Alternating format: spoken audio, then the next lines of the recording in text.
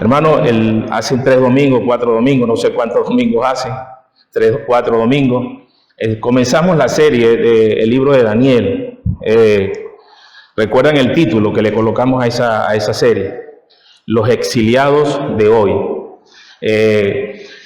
Comencé esta serie por muchas razones, hermano. Cosas que me encantan en el libro de Daniel, que se adaptan a los tiempos. Por supuesto, toda la palabra de Dios se adapta a los tiempos porque es eternamente y para siempre.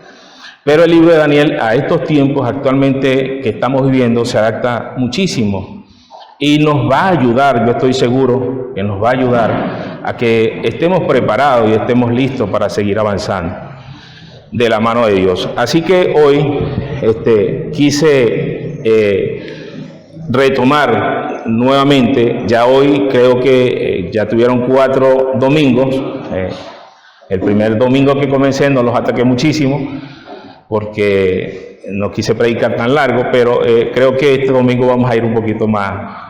Les voy a quitar un poquito de tiempo, pero yo creo que el tiempo que teníamos sin vernos pues nos debe motivar a aguantarnos un poco más, ¿no?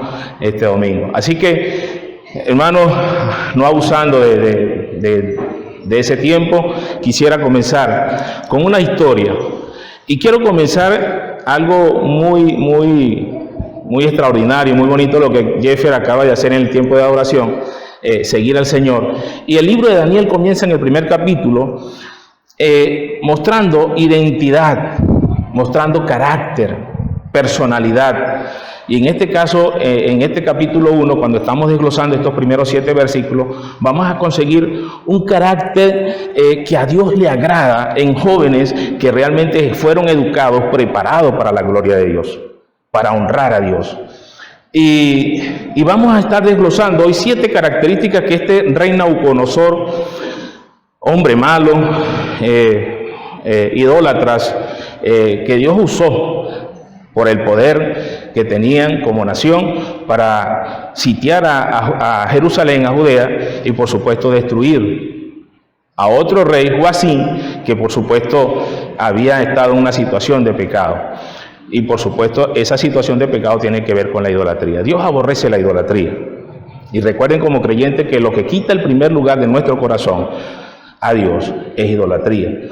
Así que este tiempo, hermano, quiero comenzarlo recordando el momento en que usted aceptó a Jesucristo como Señor y Salvador de su vida.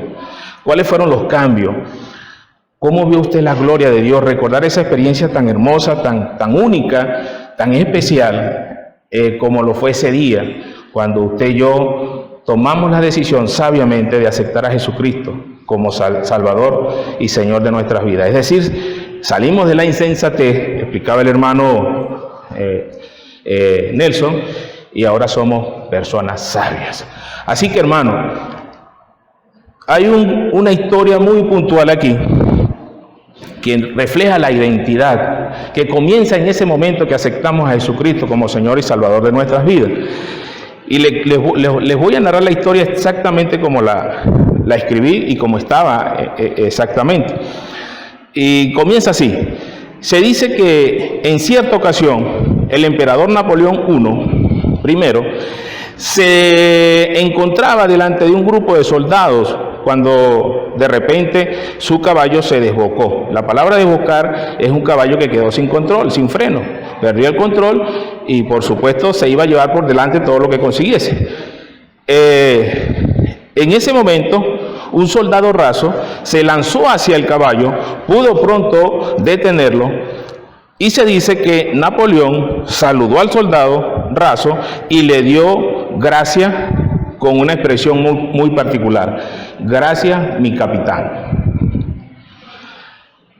El soldado se sorprendió al oír a Napoleón decirle capitán, pues él era un simple soldado raso que se encontraba delante de Napoleón y que si quería podía hacerlo capitán. Así que saludó a su emperador y le preguntó: ¿de qué regimiento? De una vez. Y entonces el emperador le dijo: de mi mi guardia personal. Hermano, inmediatamente este joven raso se presentó delante del jefe de la guardia personal del emperador y él le preguntó: ¿con qué orden eres capitán? Y le dijo: con la orden de mi emperador. Y este soldado le manda a quitar su uniforme y le coloca su nuevo uniforme, ahora de capitán, y por supuesto comienza a regir como capitán. ¿Por qué les comienzo a narrar esta historia, hermano? Porque fue tan sencillo, solamente por un acontecimiento donde solamente este joven tuvo que tener fe y creer, porque él pudo haber pensado: pero el emperador se equivocó. Por supuesto, asustado, se pudo haber equivocado, o no reconoció que yo era un soldado raso. Sin embargo, él creyó en esa expresión del emperador y de una vez se apropió de ese rango. Hermano, hay una cita bíblica que está en Juan,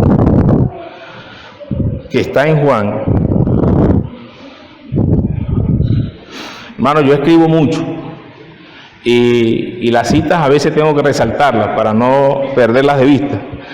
Pero en esa cita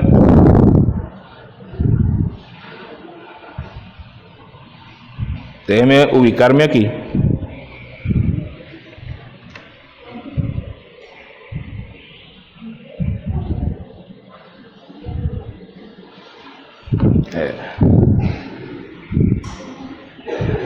En Juan capítulo 1, versículo 12. En Juan capítulo 1, versículo 12 dice de la siguiente manera: mas todos los que me recibieron, a los que creen en su nombre, les dio potestad de ser hechos hijos de Dios.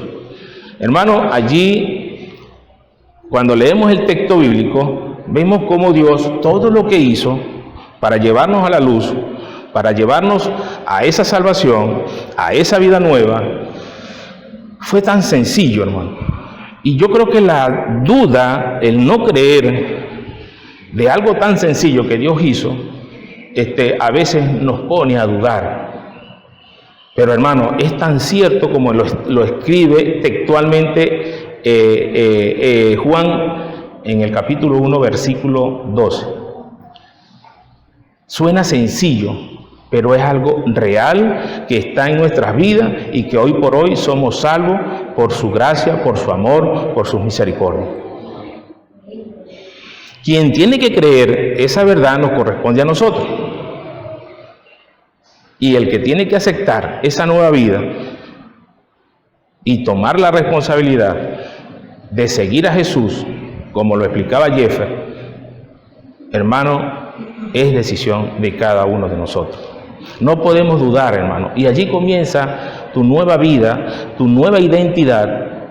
Y por supuesto ahí comienza el Señor, a través del Espíritu Santo que ya está en nosotros, a forjar ese carácter que Dios necesita que cambiemos para que sigamos haciendo el propósito y la voluntad de Dios en nuestras vidas. Y mientras estemos aquí, tenemos que cumplir ese propósito. Así que eso es parte de la identidad del creyente.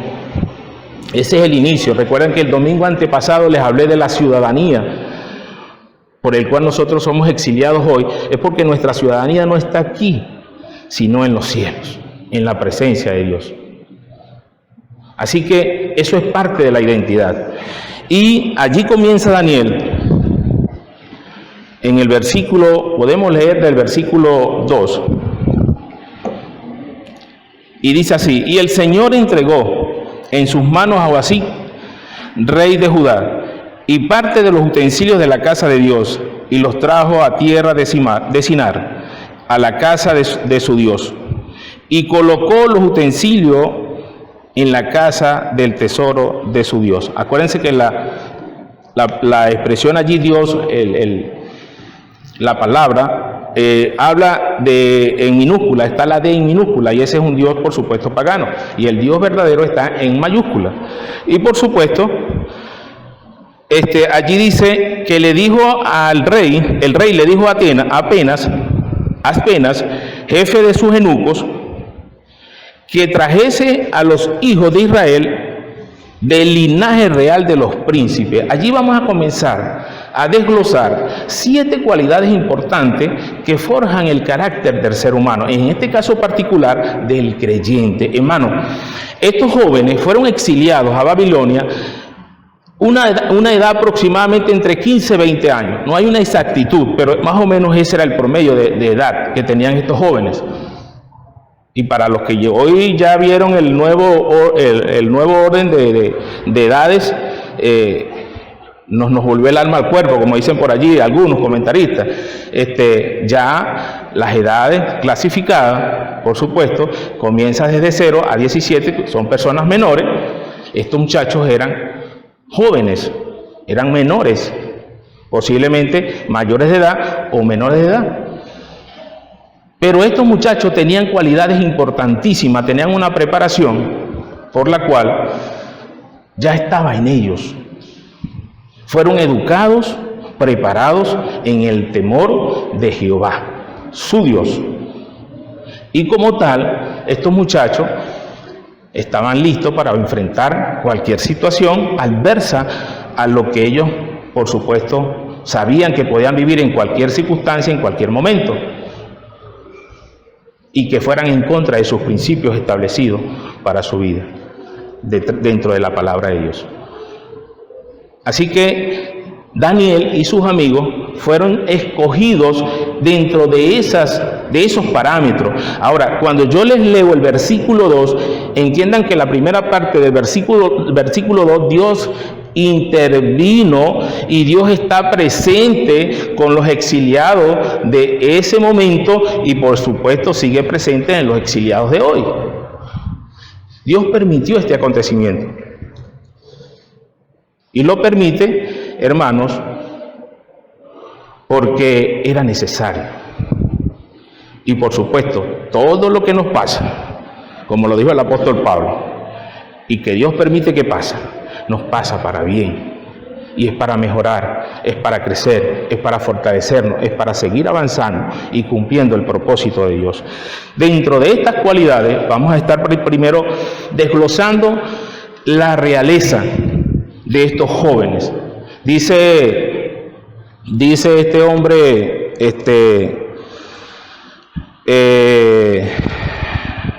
el historiador Josefo, dice que afirma que Daniel y estos muchachos eran familiares del rey Sedequías. Entonces, tenían realeza. Eran familiares de un rey. Ahora, yo quiero que escuchen atentamente este texto bíblico que está en Apocalipsis. Yo no voy a hacer comparaciones aquí, hermanos. Saquen sus propias conclusiones, pero sí quiero que quede claro que su identidad está en la presencia de Dios. Que Dios lo que hizo en la cruz del Calvario, entregando a su único Hijo por amor a nosotros, nos permite ahora tener una nueva vida, una nueva identidad, y por supuesto las cosas viejas pasaron y aquí todas son hechas nuevas y de aquí en adelante deben ser mejores.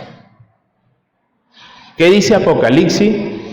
Apocalipsis, capítulo 1, versículos 5 y 6. Nos lo va a leer el pastor Henry allí rápidamente.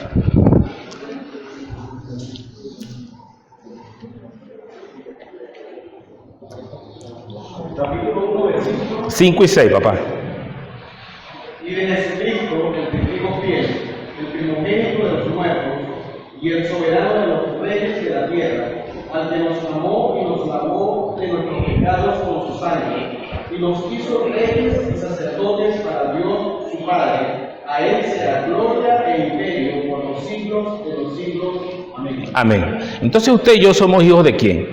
De un rey, de un señor de señores, de un Dios todopoderoso. Usted tiene realeza, yo tengo realeza. ¿Y somos sellados con quién? ¿Con qué fuimos sellados, hermano? con el poder del Espíritu Santo que ya está en nosotros. Así que tenemos identidad, hermano, y tenemos una nueva vida que hace la diferencia a las vidas pasadas y por supuesto a las vidas presentes que no tienen a Cristo, que no tienen esperanza, que no tienen a Cristo en sus corazones. Por favor, hermano, usted y yo tenemos una identidad que tenemos que valorar todos los días, que tenemos que luchar por ella, que tenemos que sacrificarnos cada día para vivir la plenitud. Esa vida costó, hermano, en la cruz del Calvario, aunque nos parezca muy sencillo, tiene un trasfondo muy doloroso y muy triste, por el cual una persona que nos amó primero estuvo dispuesta a morir en la cruz del Calvario para darnos vida y vida en abundancia. Así que, hermano, comienza la identidad. Estos jóvenes estaban preparados. Ahora aquí hay una identidad propia. Yo no quiero que la perdamos de vista, hermano, porque si no tenemos identidad no podemos enfrentar lo que viene. Ni siquiera las circunstancias que se puedan presentar, porque en el primer obstáculo, en el primer golpecito, usted y yo podemos desviarnos del camino, salirnos del camino. Por supuesto, la vida cristiana nadie ha dicho que es fácil, pero la podemos llevar de la mano con Cristo, de la mano con Dios, porque Él ha vencido el mundo. Y en este mundo, pues, dice Juan que tendremos aflicción. Estamos advertidos, hermano. Así que esa aflicción, esas tristezas, ese dolor que vamos a vivir en este mundo, no vamos a hablar del mundo, y no quiero que se entienda de esa manera porque el mundo fue creado por Dios. El sistema dominado por Satanás que gobierna este mundo. Un sistema que está haciendo daño y seguirá creciendo y seguirá atacando. Y hermano, va a llegar el momento que va a ir en contra de cada uno de nosotros. Persecución de la iglesia. Eso se va a cumplir, hermano. Y se está cumpliendo. Así que, hermano, la identidad me da la bendición de esperar siempre en el Señor y de no cambiar por absolutamente nada que se pueda presentar que intente dañar nuestra vida espiritual y nuestra comunión con Dios. Hermano, las cosas más terribles, hermano, de un creyente es perder la comunión con Dios. Y eso sucede cuando usted y yo le damos entrada al pecado. Se rompe automáticamente nuestra comunión, nuestra relación con Dios. Así que, hermano, ¿estamos preparados o no estamos preparados? 7 cualidades, hermano, importantísimas. Quiero que no las pierda de vista. El versículo, hermano, le escribí bastante, hermano. Lo vuelvo a repetir. El versículo 4, el versículo 3 dice: y dijo el rey a Aspenas, jefe de los eunucos, que trajese de los hijos de Israel, del linaje real de los príncipes, muchachos en quienes no hubiese tacha alguna, tacha alguna, de buen parecer, enseñados en toda sabiduría, sabios en ciencia y de buen entendimiento, e idóneos para estar en el palacio del rey, y que les enseñasen las letras y la lengua de los caldeos. Ahí están 7 cualidades. Comienzo con la primera. La primera, hablamos de la realeza. La realeza es parte de la identidad. Y aquí comenzamos a forjar lo que es el carácter de un creyente. Jóvenes preparados, listos para la batalla.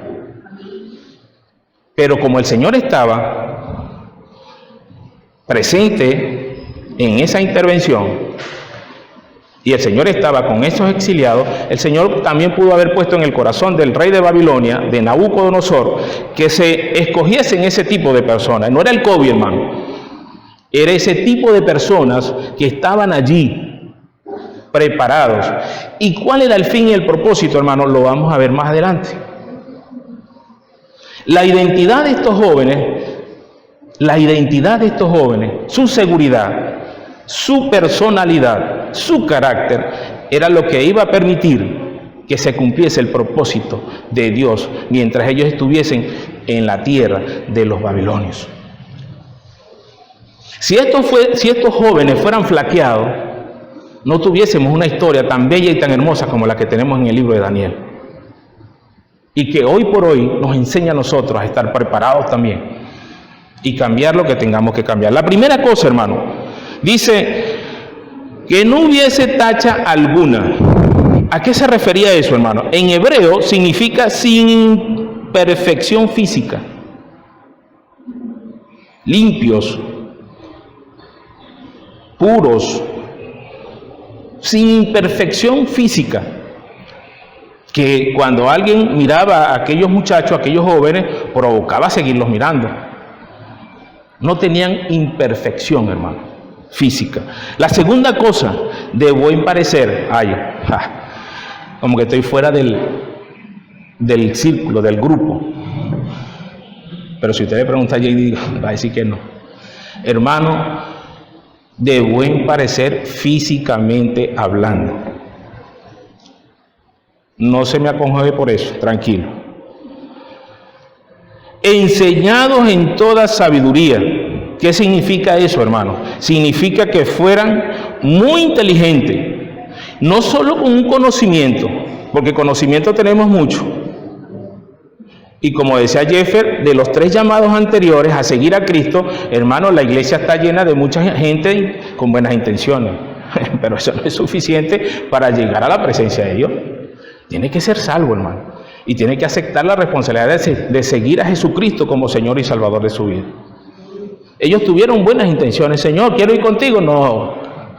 Lo que le dijo Nicodemo, Señor, yo sé que vienes de Dios. Pero eso no es suficiente. Conocimiento, ser inteligente. La inteligencia va más allá. Vas a tener el conocimiento y aplicar el conocimiento a nuestras vidas para transmitirlo y enseñarlos a otros. Eso es parte de la sabiduría, parte de la inteligencia, hermano. Dice que razonaran de manera especial. Tuviesen esa capacidad de razonar de una manera especial. Nosotros vemos los acontecimientos que le pasaron a Daniel en el foso de los leones, en el horno de fuego, y cuando enfrentó a todos esos magistrados, hermano, y fue un hombre que los enfrentó con reposo, tranquilidad. No le tuvo miedo a nada. Recuerden que hace 2 domingos, 3, 4 domingos, yo les dije a ustedes, ¿qué es lo más difícil que usted ha perdido? ¿Qué es lo más triste? Hermano, nada. No hemos perdido nada. ¿Y sabe qué es lo más difícil de enfrentar como seres humanos? Y lo dijo el apóstol Pablo cuando predicaba el Evangelio de Jesucristo. La muerte. Cuando llegamos a esa encrucijada, todo el mundo se detiene, hermano, porque nadie está preparado para morir. La muerte. ¿Qué tal la muerte? Cuando le dijo el apóstol Pablo a todos esos gentiles, todos se paralizaron. Hermano, estos muchachos estaban preparados incluso para enfrentar la muerte. ¿Sabe por qué? Porque entendieron que el morir para ellos en Cristo es ganancia. Aunque no lo sabían, que el apóstol Pablo lo dijo después. Pero hoy sí nosotros lo sabemos como exiliados de hoy. Así que, hermano, tenían que razonar de manera especial, instruidos para pensar y con cualidades de sabiduría como las que estaba explicando el hermano Nelson esta mañana de los proverbios, hermano. Por eso estamos estudiando el libro de Proverbios, una gran elección, hermano. Ahí está la sabiduría que nosotros necesitamos para seguir caminando, forjando ese carácter que Dios necesita cambiar en nosotros para que sigamos avanzando y que Dios se siga glorificando en nuestras vidas y siga cumpliendo ese propósito para nuestras vidas. La otra cosa, sabios en ciencia. Sabios en ciencia. Literalmente se podría traducir que tengan la capacidad de instruir como alguien que les hable, como alguien que les hable, de llevarse bien con la gente, con la capacidad de tener buenas relaciones y comportarse bien en diferentes circunstancias que pueda sostener también conversaciones con cualquier persona. Sabios en ciencia, hermano. Nosotros tenemos la capacidad de relacionarnos con cualquier tipo de persona. Dios nos ha dado esa capacidad y ya la tenemos para hacerlo. No tenerle miedo a nadie, hermano. Así es simple. Y hoy quiero tomar este momento, hermano, para felicitar muy particularmente, yo no sé si esto lo debo hacer así, pero hermano, yo estoy muy contento con Jeffrey Neila, en este caso particular, ese trabajo hermoso que están haciendo con los jóvenes, con esas páginas, con todo lo que... Yo en la internet, hermano, estoy raspado, hermano. Por allá cuando me abre trato de revisar algunos temas, pero son muy comentados. Y doy gracias a Dios, hermano, por esa defensa del Evangelio que Jeffer ha tenido de llevarla, hermano, al tapete y hablar con claridad y cáigale a quien le caiga, hermano. Pero esa es la verdad. Y eso es presentar defensa del Evangelio para todas las cosas que hoy por hoy estamos viviendo. Para eso tenemos capacidad, para defender el Evangelio, para no darnos miedo de ninguna manera, hermano. Hermano, el púlpito nunca nos han enseñado usar el púlpito para traer política, para hacer cosas que nosotros, por nuestra forma de ser o queramos usar el púlpito para fines de lucros. Hermano, eso no lo podemos hacer. El púlpito es para predicar la palabra de Dios, para enseñar la verdad. Hermano, pero lo que está mal, hermano, y hay que decirlo. Porque si yo callo, otorgo, hermano. Así que hoy por hoy sí decimos claramente que estamos gobernados por gente totalmente dirigida por un maligno, hermano, por Satanás, por el diablo, hermano. Ahora sí andan asustados más de uno. Hermano, tenemos la capacidad de enfrentar todo lo que viene a través de la oración. Y Daniel nos lo enseña aquí en el libro de Daniel. 3 veces oraba individualmente, no colectivamente, individualmente. Esa es nuestra responsabilidad. Así que la cuarta cosa, sabios en ciencia, también de buen entendimiento, preceptivos para aprender y transmitir lo aprendido. Alguien que sepa hablar claramente y pueda transmitir de forma simple y sencilla el mensaje, apto para enseñar.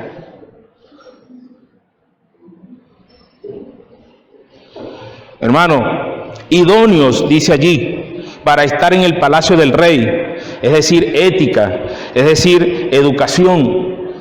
Allí cuentan todos los detalles, personalmente hablando.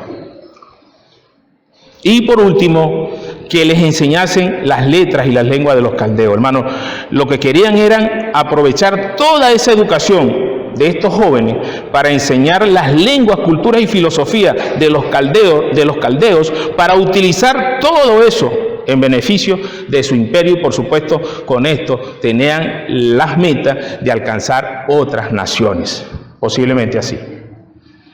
Pero había algo interesante. Si yo le pregunto a usted, ¿todo en este mundo es malo? ¿Qué me diría usted?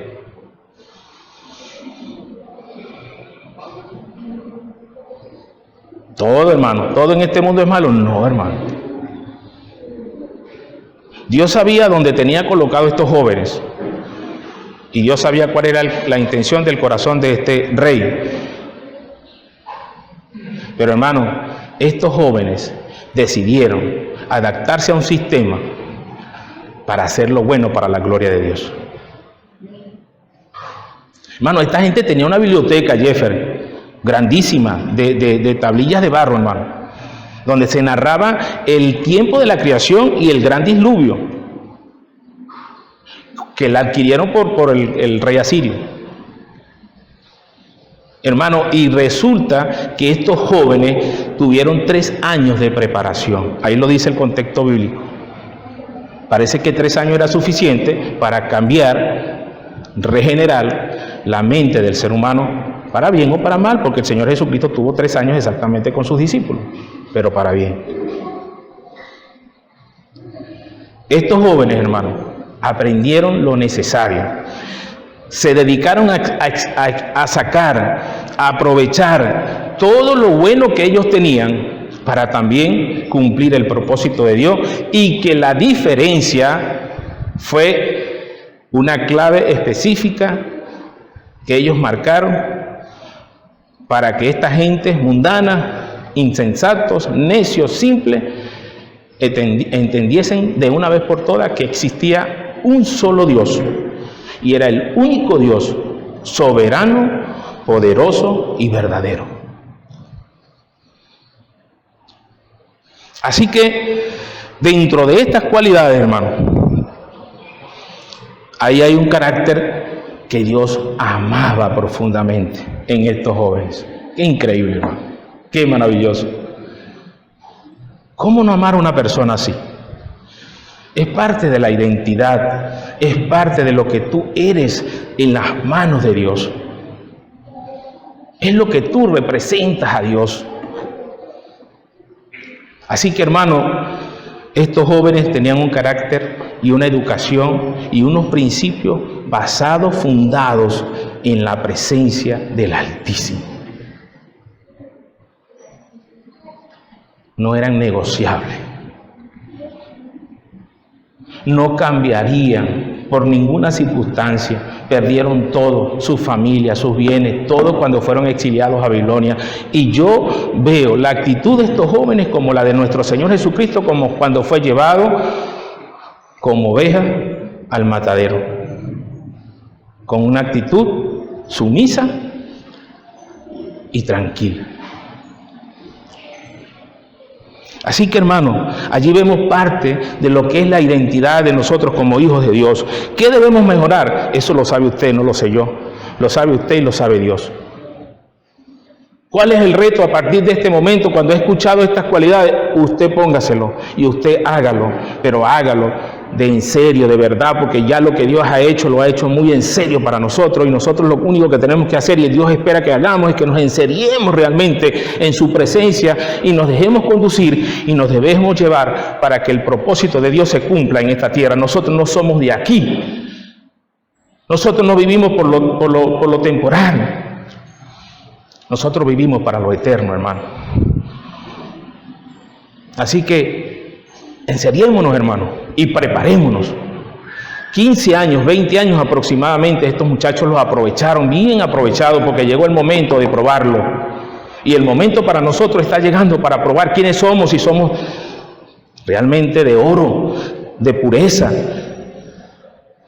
o realmente no somos nada. Así que esas cosas son importantes que nosotros las sepamos, pero también hay una parte de la identidad, ya voy a terminar. Dice así, en el versículo 5 dice: y les enseñó el rey ración para cada día de la provisión de la comida del rey y del vino que él bebía, y que los criase 3 años para que el fin de ellos se presentasen delante del rey. Entre estos estaban, el versículo 6, Daniel. Entre estos quiere decir que eran más jóvenes, otros grupos que fueron exiliados, pero entre estos jóvenes estaba Daniel, Ananías, Misael, Azarías, de los hijos de Judá. A esto el jefe de los eunucos puso a Daniel, Belsasar, Ananías, Sadrac, a Misael, Mesac, y a Azarías, Abednego. Hermanos, los nombres que estos jóvenes tenían representaban al Dios vivo. Tenían un significado para honrar y glorificar a Dios.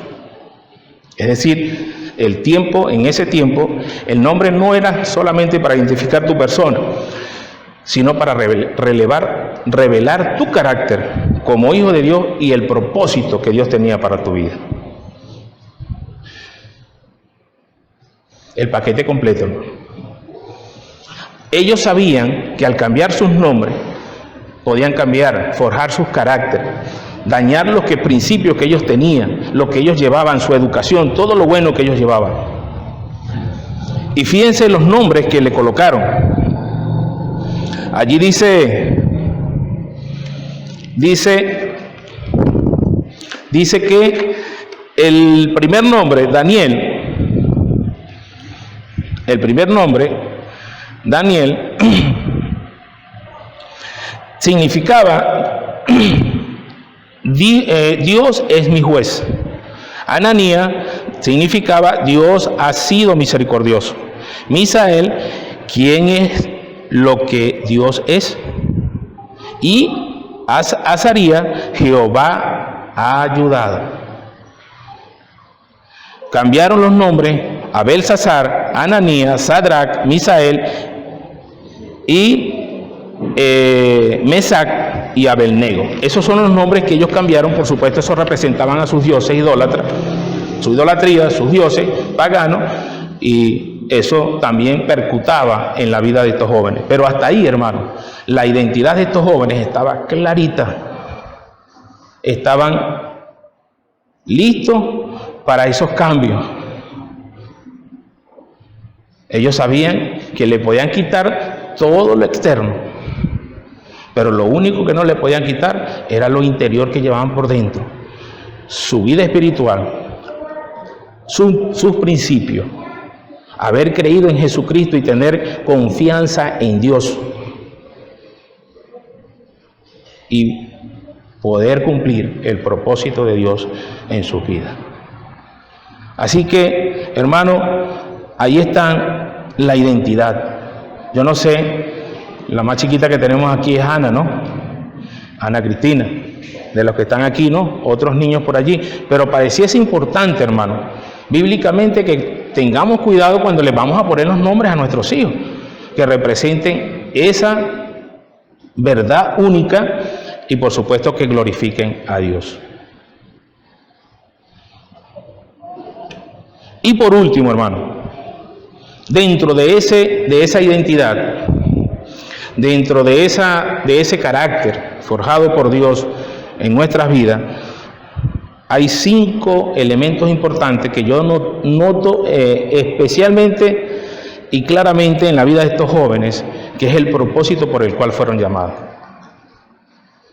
Si usted y yo no tenemos un propósito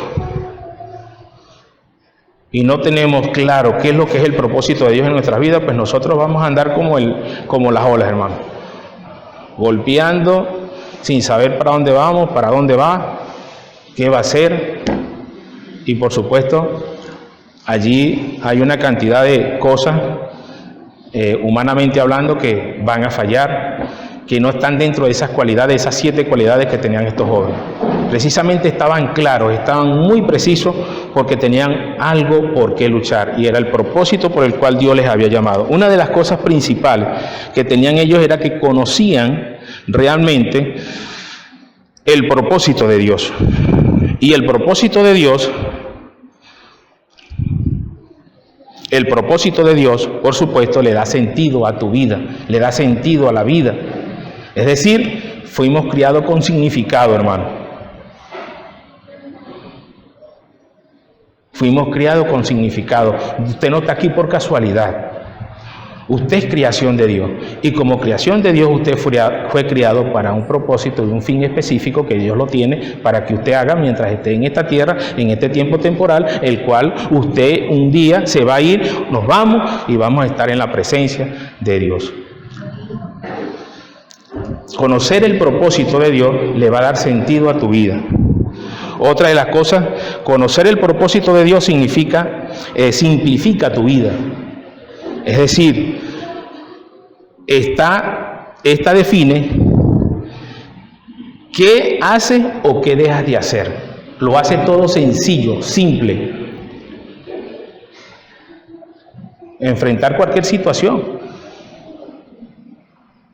Pero también te hace la pregunta de que lo que tú vas a hacer dentro de las decisiones que estás tomando, humanamente hablando, ¿esto sirve para glorificar a Dios? ¿Para el propósito por el cual Dios me trajo a esta tierra o no? Otra de las cosas importantes allí, conocer el propósito enfoca tu vida.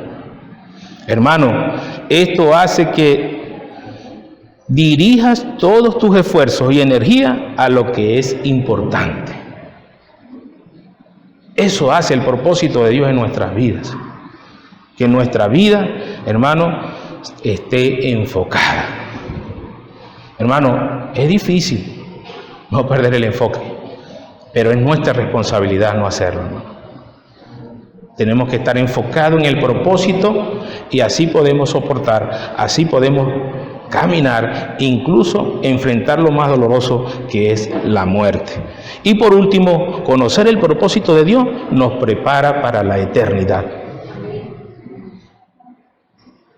No se preocupe por el fulano legado ese que usted tiene que dejar, porque lo que dice la gente, eso no importa al final y al cabo. Lo que importa, hermano, es lo que Dios diga de ti, de mí, y cuando estemos delante del tribunal divino, Señor, y darle cuenta a Dios por lo que hicimos y lo que dejamos de hacer.